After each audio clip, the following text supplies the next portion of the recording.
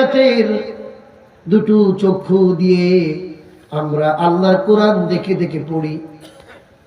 আল্লাহর দেওয়া মাখলুক অবিরাম সবুজে ঘেরা সুন্দর করে পৃথিবী বানিয়েছেন। সুন্দর পৃথিবী দেখে দেখে আল্লাহু আকবার সুবহানাল্লাহ বলি আমরা। এই পৃথিবীতে দুটো চক্ষু দিয়েছেন মালিক।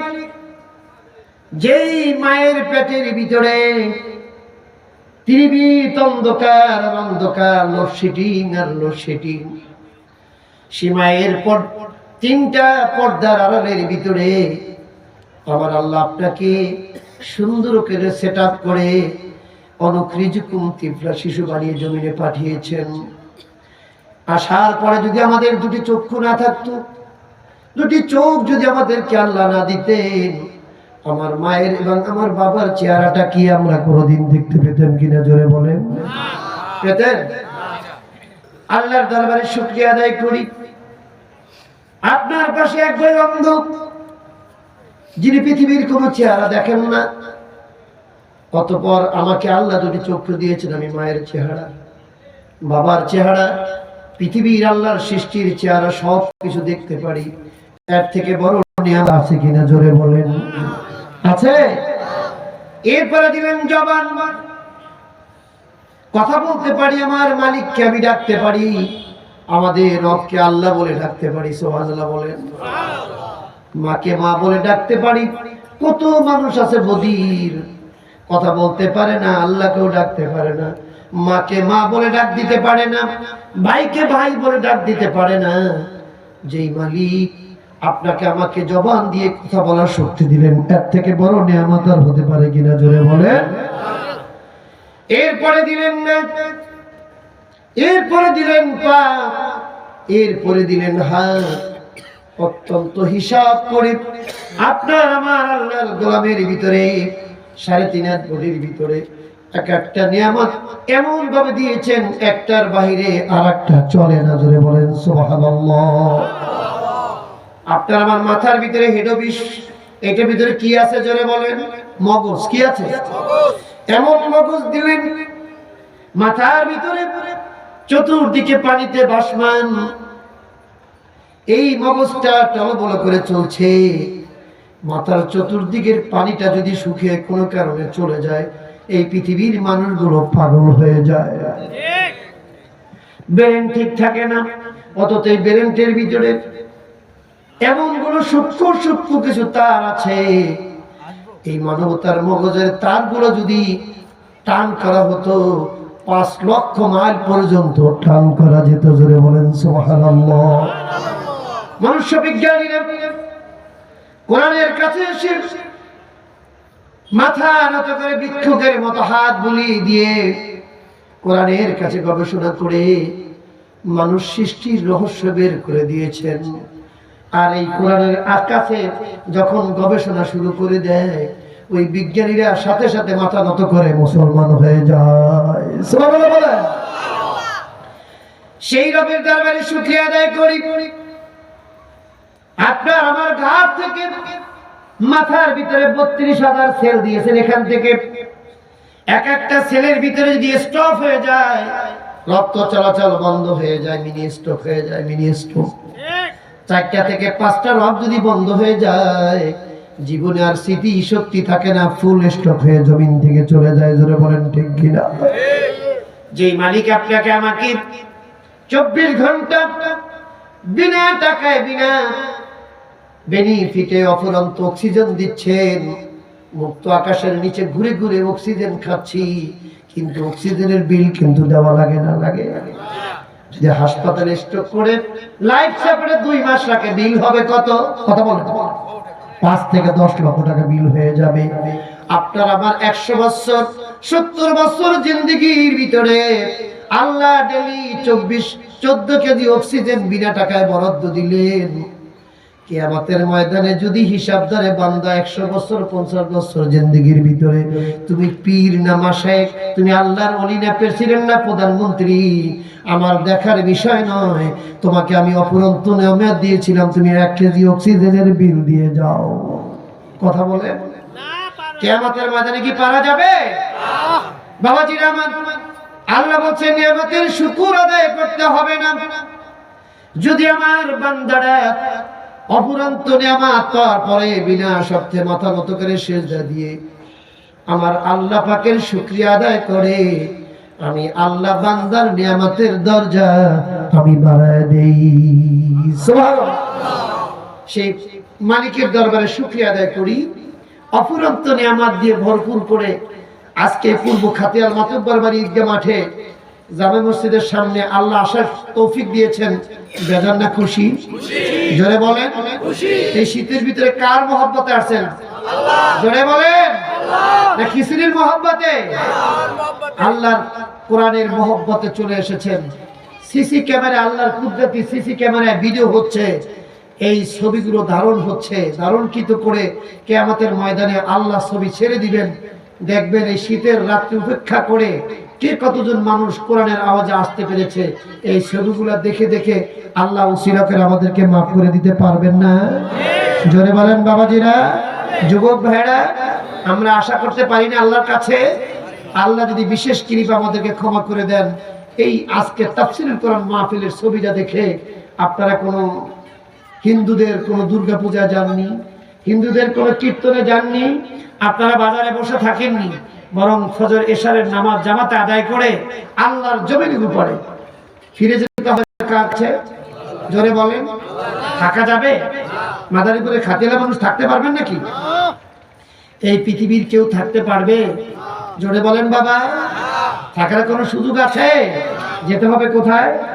এই মাটির নিচে। কোথায়? মাটির নিচে। প্রথম ঘাটি, মাটির বাড়ি প্রথম হবে কি? ঘাটি।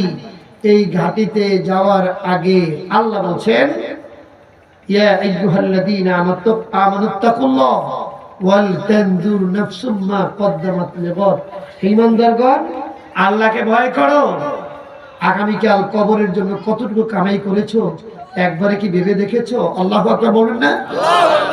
আল্লাহ কিন্তু বলে দিলেন কোরআনে। এই আয়াতটা কি জানি সবাই আমরা? আল্লাহ বলেন, ইয়া আইয়ুহাল্লাযীনা আমানু তাকুল্লাহ আল্লাহু আকবার ওয়াল তানজুর নাফসুম মা قدمت لغد واتقوا الله إن الله خبير بما تعملون।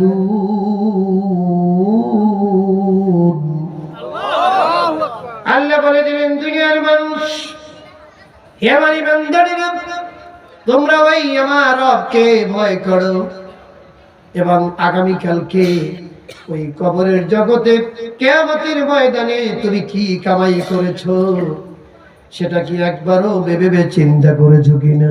কারণ আল্লাহকে ভয় করো। এই পৃথিবীর ভিতরে তুমি যা কিছু করো, আমি যা করি, পৃথিবীর মানবতা যা কিছু করে, সব কিছুর খবর রাখেন কে?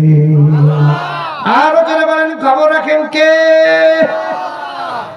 একটা পিপিলিকা 7 তাবক মাটির নিচ দিয়ে যায়, ওটাও আমার আল্লাহর চোখের দৃষ্টির বাহিরে নয়। সুবহানাল্লাহ। সুতরাং সেই রব তার সন্তুষ্টির জন্য এই শীতকে উপেক্ষা করে আল্লাহর কোরআনের জান্নাতের বাগানে আসার মতো সুযোগ করে দিলেন। সেই মহান রবের দরবারে আমরা কালিমাতুশ শুকর আদায় করি। জোরে সোরে বলি আলহামদুলিল্লাহ। আরো জোরে বলি আলহামদুলিল্লাহ। লিল্লাহি তাকবীর। জোরে বলতে হবে, লিল্লাহি তাকবীর, লিল্লাহি তাকবীর, লিল্লাহি তাকবীর। মুসলমানের প্রধান অস্ত্র কি? কথা বলেন। ইমানদারের প্রধান অস্ত্র কি? বাতিলের সামনে এই তাকবীর, আল্লাহু আকবার। নিরস্ত্র মুসলমানের আল্লাহর দেওয়া তাকবীরের সামনে বাতিলের অস্ত্র ফেলে দিয়ে তারা পালিয়ে গিয়েছে, মুসলমান জয় হয়েছে। সুবহানাল্লাহ। শুকর আদায় করি। আল্লাহু আকবার বললে কি সওয়াব পাওয়া যাবে? একবারও কি ভেবেছি? এই জন্য জবান দিলেন কে? আর ডাকবো কাকে? আল্লাহকে। কোন বান্দা বান্দি যদি একবার আল্লাহু আকবার বলে খুশি হয়ে, আসমান জমিনের মাঝে ফাঁকা জায়গা নেকিতে পরিপূর্ণ করে দেয় কে? সুবহানাল্লাহ। কি আসতে হবে বাড়ি যে? সুবহানাল্লাহ জোরে বলেন। তাহলে পৃথিবী থেকে কি একটি নেকি কামাই করে যাওয়া যাবে মৃত্যুর পরে? আর এখান থেকে কামাই করে যেতে হবে। এরপর এতিমের জমি কেউ নিয়ে যায়, কারো যদি জমি ঠকায় নিয়ে থাকি, কারো হক, আপনার আমলনামায় হজের সওয়াব, সারা জিন্দেগীর তাহাজ্জুদের নামাজের সওয়াব, সারা জিন্দেগীর ফরজ নামাজের সওয়াব, সারা বছরের রোজার সওয়াব, সদকার সওয়াব, যাকাতের সওয়াব, সব কিছু মিলে আপনি কোটি কোটি আসমান জমিনের ভরপুর নেকি অর্জন করেছেন বটে। কিন্তু যদি আপনার আমার জীবনের শক্তি সামর্থ্য থাকা অবস্থায় আপনাদের আমাদের জমির ভিতরে কোনো এতিম অসহায় মানুষের এক করা জমি যদি নিয়ে থাকেন, কারো যদি 500 টাকা অন্যায়ভাবে নিয়ে থাকেন, কারো জমি দখলের জন্য যদি সাপোর্ট করে থাকেন, ওই বান্দা যখন কাল কিয়ামতের ময়দানে আল্লাহর দরবারে মামলা করে দিবে, আপনার আসমান জমিন বড়া 7 তবক জমিন বড়া নেকি আছে, আর ওই যে বান্দার জমি আপনি ঠকায় নিলেন, দখল করে নিলেন, সুদ খাইলেন, ঘুষ খাইলেন, অন্যায় করে জমিন থেকে চলে গেলেন, আল্লাহ মাফ করে দিবে বটে। কিন্তু বান্দার হক যদি বান্দা মাফ না করে, কিয়ামতের ময়দানে আল্লাহর সামনে আপনার আমার তাহাজ্জুদ গুজারি চরমনার মুরিদ, জামাত ইসলামের আমির, শশিনের খলিফা, ফুরফুরা শরীফের খলিফা, হেফাজত ইসলামের আমির হতে পারি, কিন্তু আমার আমলের ভিতরে যদি কোন গরিবের এতিমের এক করা জমি থেকে যায়, আরো যখন মামলা করবে কিয়ামতের ময়দানে জমি ফেরত চাইবো বটে, কিন্তু জমি কি ফেরত দিতে পারবে কিনা জোরে বলেন। সবাই বলতে হবে খাতিয়ালবাসী, জমি কি ফেরত দিতে পারবেন কিয়ামতের দিন? আমার কাছে জমি ফেরত চাইবেন, হাই হাই আমি তো জমি ফেরত দিতে পারবো না রে বাবা, পৃথিবীর কেউ পারবে না। কিন্তু এবার পালাটা কি হবে? ওই বান্দার হক তো আপনার ভিতরে আছে, জোরে বলেন ঠিক কিনা? খাতিয়ালের জমিদার আপনি, বড় দলের নেতা আপনি, টাকা দিয়ে ওই গরিবের জমি রেকর্ড করে নিয়েছেন, মাদারীপুর সদরের সাব রেজিস্ট্রারকে টাকা দিয়ে অন্যায়ভাবে রেকর্ড করে নিয়েছেন। কিয়ামতের ময়দানে আপনি যখন অস্বীকার করবেন আমি এতিমের জমি দখল করি নাই, আমি কারো অন্যায়ভাবে রাষ্ট্রের টাকা নেই নাই, আমি কারো হক নষ্ট করি নাই, আপনার লিখিত কিতাবটার ভিতর যখন চলে আসবে আপনি অস্বীকার করবেন। কারণ এবার অস্বীকার করার পরে আল্লাহ বলবেন, বান্দারে, ফেরেশতারে, তুমি বান্দার সামনে আমার কুদরতি ক্যামেরার ছবিটা দেখাইয়া দাও। কুদরতি ক্যামেরা কি পৃথিবীর এই ক্যামেরা? জোরে বলেন। এটা কারেন্ট চলে গেলে বন্ধ হয়ে যাবে, এক সময় ধ্বংস হয়ে যাবে। আপনার আমার জিন্দেগি জন্ম থেকে মৃত্যু পর্যন্ত রাতের আধারে যেভাবে ছবি তুলতে পারে, দিনের বেলা সেভাবে ছবি তুলতে পারে কে? আল্লাহ কোরআনে বলে দিয়েছেন, সূরা বনী ইসরাঈলের 13 নম্বর আয়াত, সূরা হজের 13 নম্বর আয়াতে আল্লাহ বলে দিয়েছেন, ওয়া কুল্লু ইনসানিন আলজামনাহু তাইরাহু ফি উনুকিহি ওয়া নুখরিজু লাহু ইয়াওমাল কিয়ামাতি কিতাবান ইয়ালকাহু মানসুরা। আল্লাহু আকবার, জোরে বলেন। আল্লাহ বলে দিলেন, ও খাতিয়ালবাসীরা, ও দুনিয়ার মানুষেরা শোনো, আল্লাহ নিজে বললেন কোরআনে, সত্য না মিথ্যা?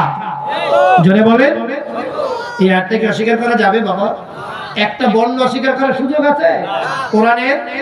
সুবহানাল্লাহ বলবেন না? কি অস্বীকার করার কোনো সুযোগ? আল্লাহ বলেন, আমি প্রত্যেকটা ইনসানের গিরিবার নিচে যতদিন আমার হায়াত জিন্দেগি থাকবে, রূহ থাকবে, রূহ, যে রূহুর বলে আপনি আমি বেঁচে আছি, জোরে বলেন সুবহানাল্লাহ। কি রূহ? দেখা যায় না, ছোঁয়া যায় না, অনুভব করা যায় ডেলি 37,000 বার দেহের ভিতরে আসে আর যায়। সুবহানাল্লাহ। কতবার যায়? 37,000 রুহু এই খাসার ভিতর অচিন পাখি একদিন বের হয়ে যাবে আর আসবে না। এই রুহু থাকা অবস্থায় আল্লাহ বলছেন আমি প্রত্যেকটা জিন ইনসানের গিরিবান নিচে একটা সিসি ক্যামেরা সেটআপ করে দিয়েছি। মৃত্যুর আগ পর্যন্ত আমাবস্যার রাতে, পূর্ণিমার রাতে, দিনের বেলা, সূর্যের আলোতে, অন্ধকারে সব সময় একই ক্যাটাগরিতে ছবি তুলতে পারে। সুবহানাল্লাহ, সুবহানাল্লাহ। এই ছবিটা আল্লাহ কিয়ামতের সামনে বান্দার সামনে ছেড়ে দিবেন। দেখা যাবে এই মাসে এত সনের এত তারিখে রেকর্ড হয়েছিল, কয় টাকার নোট দিয়েছেন, কয়টা ছিল, কোন সময় ছিল, কোন মাস ছিল, কোন দিন ছিল, ছবি সহ আপনার সামনে ছবি প্রকাশ পেয়ে যাবে। সুবহানাল্লাহ বলবেন না? অস্বীকার করা যাবে না। ছবি দেখে বলবেন আয় আল্লাহ, আমি কোনোদিন বুঝতে পারি নাই আমার ছবি ভাবে উঠেছিল। আল্লাহু আকবার বলেন। কিন্তু আল্লাহকে ডাকলে আর কাজ হবে না, কারণ বান্দার হক নিয়ে আল্লাহর আদালতে মামলা হয়ে গেছে। কিন্তু আপনার আমলনামায় সুইস ব্যাংকে কোটি কোটি নেকি আছে বটে, কিন্তু নেকিগুলো দিতে হবে, জমি কিন্তু ফেরত দেওয়া যাবে না, টাকা ফেরত দেওয়া যাবে না। এই জন্য বাবাজি আমার রব সেদিন কিয়ামতের ময়দানে আল্লাহ বলবেন বান্দারা তুমি আজকে লিখিত কিতাবটাকে আজকে তোমার হিসাব তোমার নিজের জন্যই যথেষ্ট, তুমি অস্বীকার করেছো। এবার ছবিটা দেখে স্বীকার করেছো আমি আব্দুর রহমান খাতিয়ালের এতিমের জমি নিয়েছিলাম, সব কিছু হচ্ছে। এবার রবের সামনে অস্বীকার করার কোনো সুযোগ থাকবে কিনা জোরে বলেন? থাকবে। এবার ওই বান্দা যখন আল্লাহর কাছে বলবে আল্লাহ আমি এতিম ছিলাম, অসহায় ছিলাম, আমি অমুক দল করি নাই, ক্ষমতার দাপটে 16 বছর আমাকে ঘরেও থাকতে দেয় না, আছে কি নাই? কথা বলেন খাতির ভাই, আছে কি নাই? 16 বছর স্ত্রী পরিবারকে থাকতে পারি নাই,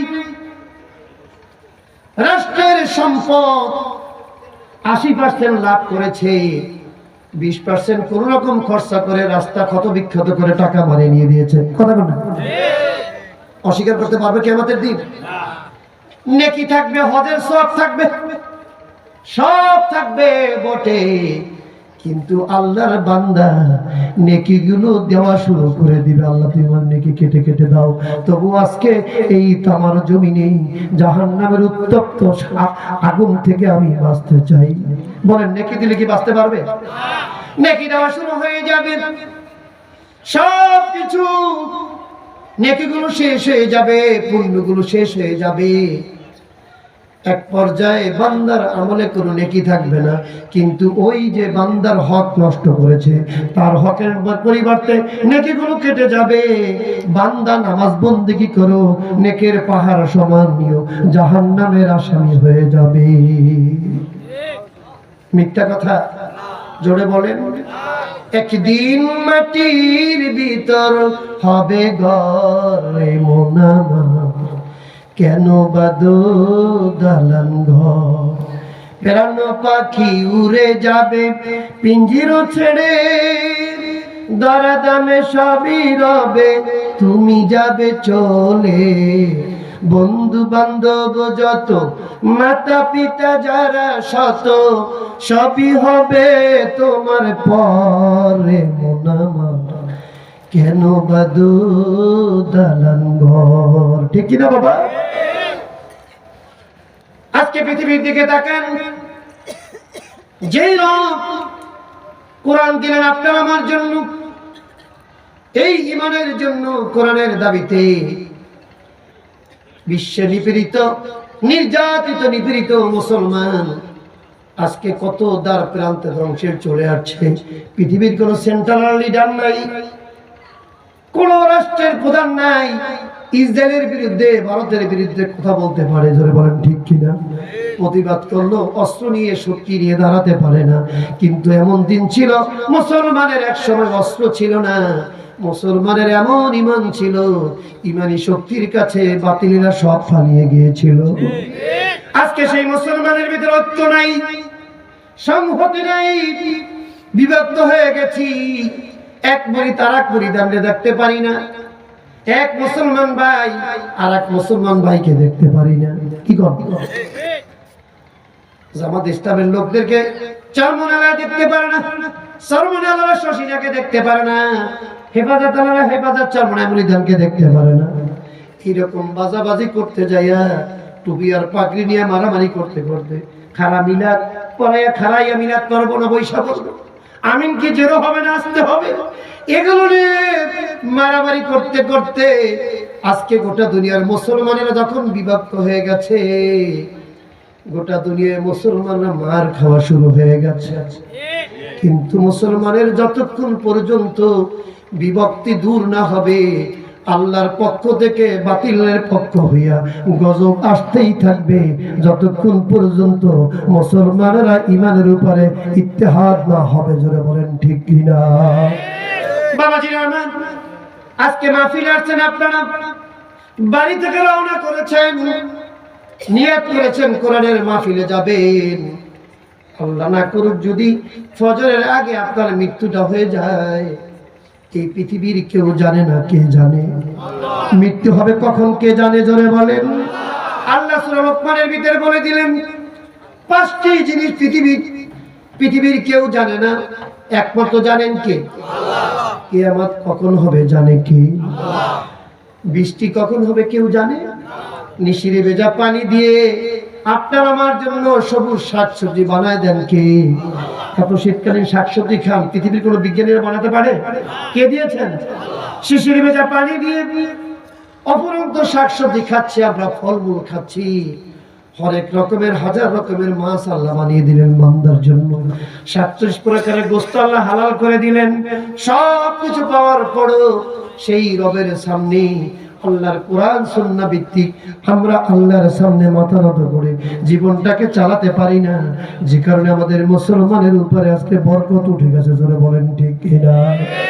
আল্লাহ না করুক আপনি চলে এসেছে কোরআনের মাহফিলে, এই কোরআনের মাহফিল যতক্ষণ পর্যন্ত চুপ করে শুনবেন, আল্লাহ বলে দিলেন إذا قرئ القرآن فاستمعوا له وأنصتوا لعلكم ترحمون। আল্লাহ বলে দিলেন যখন তোমাদের সামনে কোরআনের তিলাওয়াত করা হয়, কোরআনের আলোচনা করা হয়, ফাস্তামিউ লাহু ওয়া আনসিতু, আমরে হাজির মারুফের সিগা আল্লাহ বলেন ফাস্তামিউ, তোমরা চুপ করে আমার আল্লাহর কোরআনের আওয়াজ শুনবা। সুবহানাল্লাহ। কে বলছেন? আরো জোরে বলেন, আরো জোরে বলেন।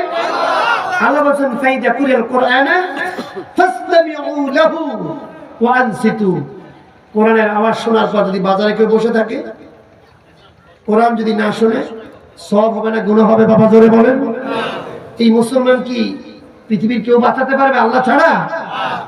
কোরআনের আওয়াজ শোনার সাথে সাথে ওই মুসলমানের হৃদয়ের কলিজার ভিতরে আল্লাহর ভয় চলে আসে, কোরআনের বাণী শোনার জন্য পাগল হয়ে যায়।